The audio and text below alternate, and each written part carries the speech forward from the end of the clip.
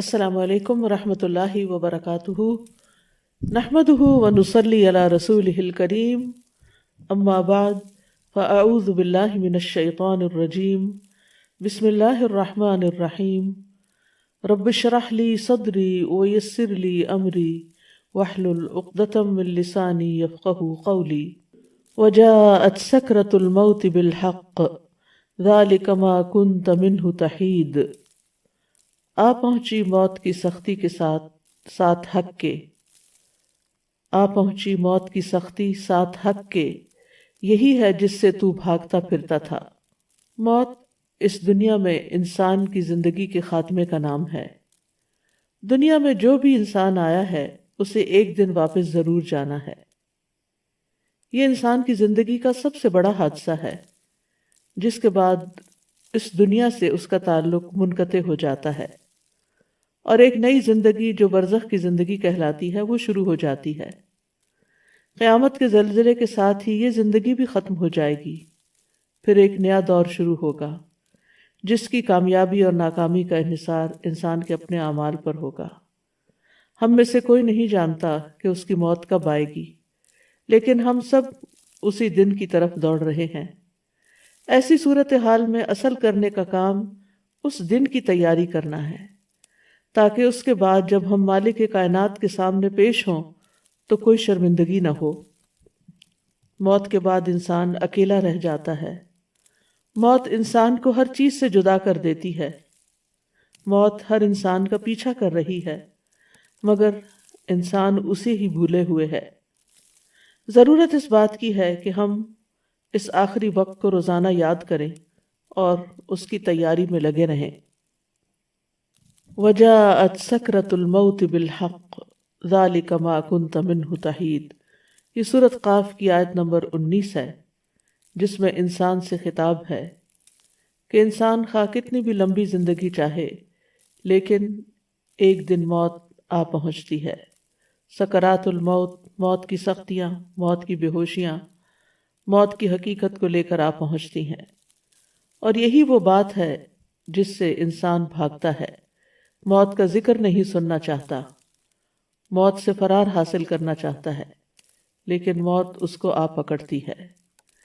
यहाँ बुनियादी तौर पर जानकुनी के वक्त इंसान की क्या हालत होगी उसको भी बयान किया गया है।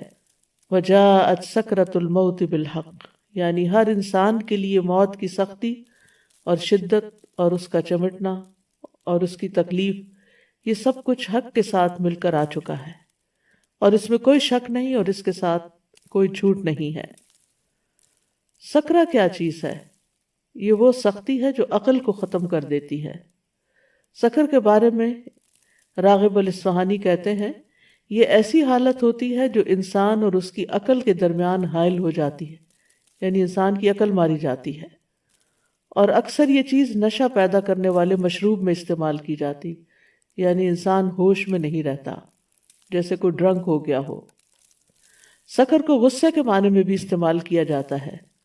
बस कहा जाता है कि गुस्से, इश्क, तकलीफ और ऊंग ने नशे में डाल दिया, यानी इंसान की मत मारी गई।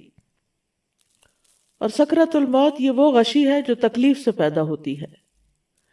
कहते हैं यहाँ इससे मुराद मौत की सख्तियां हैं, यानी मौत की सकरात मुराद है। वो गशी जो तकलीफ से पैदा होती है, यानी मौत की तकलीफ से गशी तारी हो जाती है, क्योंकि रूह का खींचा जाना, मौत की शिद्दत का उतरना, रूह का रौंदे जाना शदीद तकलीफ का होना है। और ये रौंदे जाना रूह का और ये तकलीफ मौत के वक्त नाजिल होती है। मौत की ये सख्तियाँ हर इंसान को बेहोशी में डाल देती हैं और उसकी अक्ल ख़त्म कर देती हैं, इंसान पर गालिब आ जाती हैं। और बिल हक का माना है मौत की हकीकत को लेकर आ गई, यानी साथ हक के आ गई, यानी मौत एक हकीकत है जो हकीकत इस वक्त सामने आ गई। एक और कौल है कि आखिरत का मामला बरहक है, यहाँ तक कि वो इंसान के लिए मौत के वक्त वाज़े हो जाता है, उसको अपनी आंखों से देख लेता है। एक और कौल ये भी है कि वो चीज़ हक है जिस तरफ इंसान का मामला लौट कर जाता है, यानी खुश नसीबी की तरफ या बदबख्ती की तरफ। तो बहरहाल मौत की सख्ती बरहक है। انسان جب تک زندہ ہوتا ہے اس کے اقوال، اس کے افعال لکھے چلے جاتے ہیں تاکہ ان پر اس کا محاسبہ کیا جا سکے۔ پھر اس کو موت آ جاتی ہے، پھر یہ وہ موت ہے جس کو وہ حق کے ظاہر ہوتے ہی دیکھ لیتا ہے، یعنی اس کی حقیقت سامنے آتے ہی اس کا مشاہدہ کرتا ہے اور اس کو اسی صورت میں دیکھتا ہے جس صورت میں اللہ نے اس سے وعدہ کیا ہے۔ اور ایک قول یہ بھی ہے کہ یہاں حق سے مراد بذات خود موت ہے۔ اس کو حق اس لیے کہا گیا ہے کہ ہر انسان موت کا حقدار ہوتا ہے، یا آخرت کے گھر کا جو کہ برحق ہے اور اس کی طرف اس کو منتقل ہونا ہے۔ ذالک ما کنت منہ تحید، یہی وہ چیز ہے، یعنی موت جو ہر زندہ چیز کی انتہا ہے۔ ما کنت منہ تحید، جس سے تم بھاگتے تھے، جس سے تم کتراتے تھے، اپنی زندگی میں اس سے فرار حاصل کرتے تھے۔ یعنی کوئی بھی چیز جس سے یہ انسان کو احساس ہونے لگے کہ اس کو کھانے سے موت آ سکتی ہے یا اس بیماری سے موت آ سکتی، تو انسان اس سے بھاگ جاتا ہے، اس کے قریب نہیں پھٹکتا۔ انسان کو اپنی جان بہت پیاری ہوتی ہے اور ہر اس چیز سے انسان بھاگتا ہے جس سے موت کا اس کو اندیشہ ہو۔ تو یہی بات یہاں کہی گئی کہ یہی وہ چیز ہے جس کو پیش تو آنا تھا لیکن تم اس سے بھاگتے رہے۔ جب کوئی بندہ کسی چیز سے ایک جانب ہو کر دور چلا جاتا ہے تو اس وقت کہا جاتا ہے حاد فلان عن الشیء یحیدہ حیدۃ۔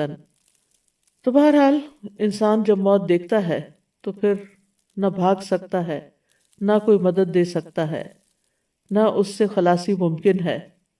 ابن عباس اس کا معنی یہ کرتے ہیں کہ یہی وہ چیز ہے جس کو تو ناپسند کرتا تھا۔